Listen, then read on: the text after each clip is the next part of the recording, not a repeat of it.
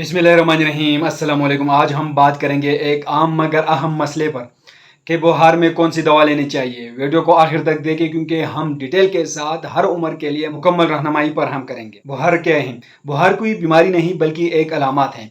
ये इस वक्त होता है जब जिस्म किसी इन्फेक्शन से लड़ रहा होता है। जिस्म का नॉर्मल दर्जा हरारत जो होता है ये 98.6 फ़ारेनहाइट होता है। जब इससे ज़्यादा हो जाता है तो हम इसे बुखार कहते हैं। बुखार के लिए कौन सी मेडिसिन का इस्तेमाल किया जाता है? बुखार के लिए पैरासीटामोल सबसे महफूज दवा है। इसकी ब्रांड जो आती हैं ये है कैलपोल, पेनाडाल, पेड्राल, पेपराल, डिस्पराल।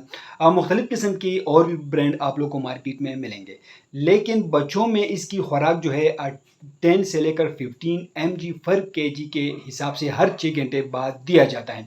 बड़ों में 500 mg से लेकर 1000 mg की हर 6 से 8 घंटे में दिया जाता है।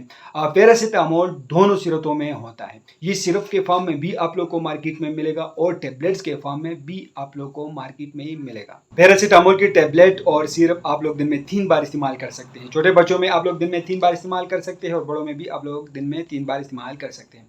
इसके अलावा सेकंड नंबर पर आइबुप्रोफेन आते हैं जिसका ब्रांड ब्रोपेन के नाम से होती है।